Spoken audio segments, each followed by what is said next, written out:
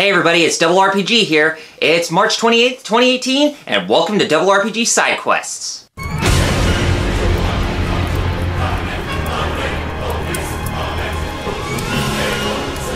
Once again, let's go back to Final Fantasy 15. And believe it or not, this piece of news does not have anything to do with the game at all, as it's something much bigger. If you guys are familiar with the game's director Hajime Tabata and some of his crew who work over at Square Enix Business Division 2 who worked on Final Fantasy 15, then you probably heard about the news that Square Enix has opened up a brand new game development studio to be focused on working on AAA games as well as, fun and innovative game content for global audiences. And Hajime Tabata and some of his crew are going to be a part of that development studio, where Tabata-san is going to be the head person, or the head honcho of that studio and chief operating officer. The news that I got from Siliconera actually explains about this news article too, so let's go ahead and take a look at it. Square Enix announced that the company has established a new game development studio called Luminous Productions, because the word Luminous is in reference to the Luminous Studio engine that was used for Final Fantasy 15. But anyways, Square Enix announced that the company has established a new development studio called Luminous Productions with the purpose of developing new AAA titles and innovative game content to a global audience. The studio is staffed with members of the creative team behind Final Fantasy 15, or Square Enix's Business Division 2. The new studio will be led by Hajime Tabata, the COO and head of studio. Luminous Productions is expected to further build on Square Enix Group's vision to create new intellectual properties alongside their currently existing studios. For more information regarding Luminous Productions' new projects will be revealed later. Visit Studio's official website here. And of course, I will put the link of the website in the description of this video, as I won't even say what the name of the website is. But if you go to the website for Luminous Productions, they list a ton of jobs that are available that are within the development side as well as the publishing side, although I believe within the publishing side that pertains to Square Enix's roles, but mostly based on production stuff, like concept artists, background designers, and even 3D modelers and programmers and all that kind of hoopla. This news about Hajime Tabata and most of the crew, or many of the crew members behind Final Fantasy 15's development at Square Enix Business Division 2 being a part of a brand new studio.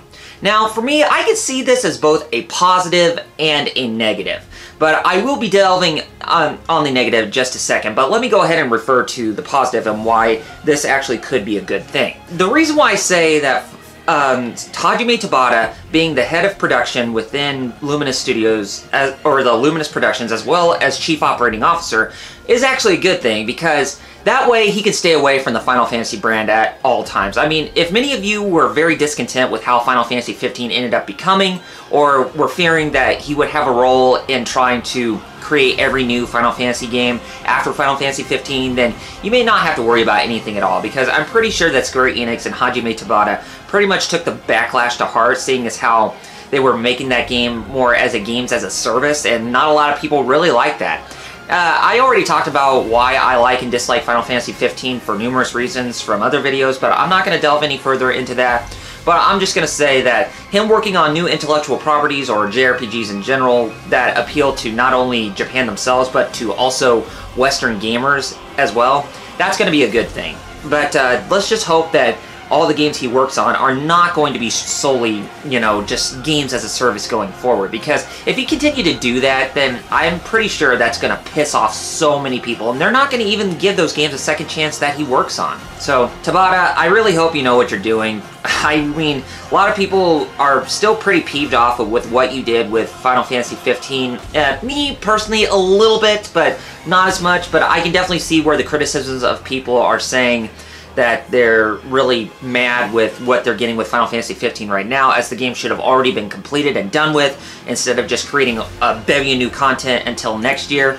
But with you working on this new studio, I'm pretty sure you have a lot of creative ideas in your mind with what you want to work on, instead of just strictly Final Fantasy. Now, what this means for Square Enix Business Division 2 as a whole, I'm pretty sure they're probably going to get a new head for that business division, and then either them, or I would say probably Business Division 1, the team that's working on the Final Fantasy VII Remake, are probably going to be the main people who are going to push content forward for more Final Fantasy games as a whole. But if they got Hajime Tabata to continue working on making releases of Final Fantasy content consistent, then, you know, that'd be a really big workload that he'd be working on. But a lot of people are just really not very passionate toward the guy, seeing as what he has done for Final Fantasy since he became the head of the main Final Fantasy series, with getting content consistently released on a yearly basis. They haven't been a fan with what all he has put out on the table. Now, for why I say that this could be a negative. Now, of course, when it comes to new studios trying out new intellectual properties, they can either be hit or miss. They can either break a game or make a game, but you gotta know what it is that people want. And if you want to be really passionate with getting them very interested with the games that you are currently working on at this time, then you seriously need to go by your word and take your game seriously, and then make it not only fun for everybody, but just make it to where anybody can just really get into it. But just don't make it to where it's a game that doesn't need to fit under the scope as, you know, under the term for games as a service. Because if you do that for all your games that you make, whatever it is that you work on, then that's going to make, that's not going to make, or it's not going to paint a pretty good picture for the likes of you. So I hope you know what you're doing there. But for me personally, we really don't know that much about what Luminous Productions is going to, what their first outing is going to be. Hopefully it's not Final Fantasy related, because if they did, then you can guarantee that a lot of people are going to be like, I'm done. No, I'm not going to touch that. I already had enough with Final Fantasy 15. That's it. I'm done. Yeah, they're going to get that sort of impression. So, but then again, I wouldn't put it past what Square Enix has to say about the studio creating a new intellectual property. So chances are we're not going to hear anything Final Fantasy related coming from them anytime soon. But for them working on mostly AAA games, that's going to be very risky, because you got to make sure that you keep your strategy very sustainable and not just gamble out with so many AAA games at a time. I mean, if you did that, then it's going to make you suffer even more financial losses if you don't take your development seriously, or if you cut your development short because, things are not meeting your expectations with where you want them to be. But, I'm curious to know what all you have to say, but we'll just have to see what it is that you announced, and then whatever it is that you announced, then we'll have to judge impressions on with the type of message that you're trying to convey for this new studio. Anyway, guys, let's go ahead and take a look at the comments from the last couple videos. And of course I said that I would be covering from Monday and yesterday's side quest video, so let's go ahead and take a look at the one from Monday, which was about Level 5's 20th anniversary game teased. And this comes from YouTube user Nano Phoenix, and he says, or she says, "Haven't played too much of their stuff outside of the Professor Layton games, Fantasy Life, or Yokai Watch, but Ni no Kuni looks awesome. I hope it gets a Switch port." And with Level 5, they are on board with bringing some of their games or creating new games onto the Nintendo Switch, but I really wouldn't put it past them to, or I really wouldn't get your hopes up to say that you want a Nintendo Switch port of Ni no Kuni 2 or the original Ni no Kuni to appear on the Nintendo Switch. Now, Ni no Kuni, the first game, it is possible that they could make a Nintendo Switch port, but for Ni no Kuni 2, it is possible there, but unless if they really pulled in the resources to make it more powerful on the PlayStation 4 than they did the PlayStation 3, then I really don't have any high hopes for that. But, you can always say never, but if it doesn't get a Nintendo Switch port, then personally, I'm perfectly content with that. But you gotta understand that a lot of the games that you want to see on the Nintendo Switch, they're not always going to get ported. And it's not always going to be possible, because you have to take a look at the Nintendo Switch with where it currently stands. I mean, if Nintendo wants to get their foot in the door and get most of these games onto their system, then they're going to have to do a hardware revision of the Nintendo Switch and make their newest revision more powerful, and probably up to the NVIDIA Tegra X2 chip, to where most of those games that were not on the Nintendo Switch before, now they can be on the Nintendo Switch, but within the new hardware revision. So if Nintendo did that, then personally I can see more third-party games coming to the Nintendo Switch, even the ones that are really powerful, like Ni no Kuni 2, The Revenant Kingdom, Final Fantasy 15, or even the upcoming Final Fantasy 7 Remake, or even Kingdom Hearts 3. But whatever Nintendo does, we're just going to have to abide by it for now. I mean, it may not please everybody, but until they announce that they are going to get a hardware revision like what they've been doing with the 3DS, then we're just going to have to hold off on any hopes until they announce something in the works. Alright, now let's go ahead and take a look at the one from yesterday, and that was where I talked about how King's Knight Wrath of the Dark Dragon is getting shut down on iOS and smartphones. And this comes from YouTube user Renkin, R-E-N and then space and then C-E-N, or Rensen, or however that name's pronounced. But this is what he or she said. Having played the game since launch, I am sad, but I shouldn't be too surprised. Thought it would last over a year. I knew it wasn't as popular to the other Final Fantasy mobile games like Final Fantasy Brave Exvius and Final Fantasy Record Keeper.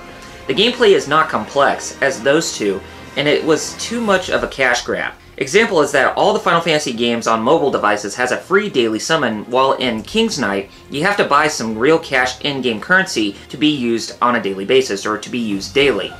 You do get in-game currency just fine, but it can't be used for daily summons. I just waited till I can summon them. Okay, so yeah, that's another thing I forgot to mention about the Final Fantasy games that are, you know, within the Final Fantasy 15 universe that are mobile devices, and especially Final Fantasy and 15 A New Empire. Most of those games are just quick, piecemeal, cash grab experiences. There really isn't that much in-depth gameplay added to them. I mean, you could say to maybe Final Fantasy 15 A New Empire and King's Knight, but for the most part, you're not going to get a really in-depth experience. I mean, if you want to play a really awesome Final Fantasy game on mobile, then like what Rinsen said, play either Final Fantasy Brave Exvius or Final Fantasy Record Keeper, because those games are top quality mobile games. And you know, when you play games like those, it just makes you wonder, why are they not on consoles, or even on something like the Nintendo Switch, or even the PlayStation Network, or Xbox Live Arcade, or most likely even Steam? Because, you know, if they're made as a free-to-play model, you figure that games like that would be fixed up to where they would actually function themselves as just a complete game, and you can play them on a digital distribution platform that's more tailored toward console and PC gaming. I mean, that's what Square Enix did with Final Fantasy IV: The After Years, where they made it a you know, initially a free-to-play model, but then they made it a pay-to-win. But then, with the new re-releases that came about for the game, they just made it into a fully fledged package. So it just makes you wonder, why can't they not do that right now for some of those games, like Final Fantasy Brave Exvius or even Final Fantasy Record Keeper.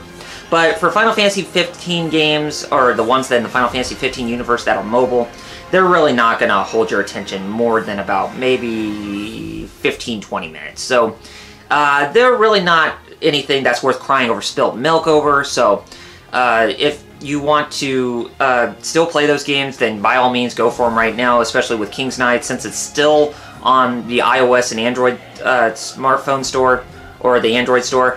But until June 26th comes about, then you could just say bye-bye to King's Knight, because that's not going to exist on that platform anytime soon. But anyway, guys, that's all I have to say about this RRPG Side-Quest video. If you like what you see, then be sure to hit that like button underneath this video, as well as leaving your feedback down in the comments. Also, when you're leaving your feedback down in the comments, make sure that you leave either a question or a comment that pertains to this video, or any other subject that's in relation to gaming or JRPGs in general, and then I'll be sure to highlight your comment in the next episode, and then I will, which won't be the one for tomorrow, but be the one till Friday, because I got another one that I'm actually working on right after this, and it will be pertaining for tomorrow's video. But I will be talking about whatever comment you post in this video on Friday, and then your channel will be featured in the description of that video when it comes. And also, if you like what you see, and if you wish for more of this, then be sure to hit that subscribe button underneath this video, as well as hitting that bell next to the subscribe button, or the heart that's next to the subscribe button underneath this video, so that way you'll be notified of whenever I get a new video posted up on my YouTube channel, and that way more support from you guys will mean that more content is coming from me in the future that you guys are not going to find anywhere else. So, until next time, guys, this is RRPG signing off by saying Godspeed and game on, gamers. Peace out!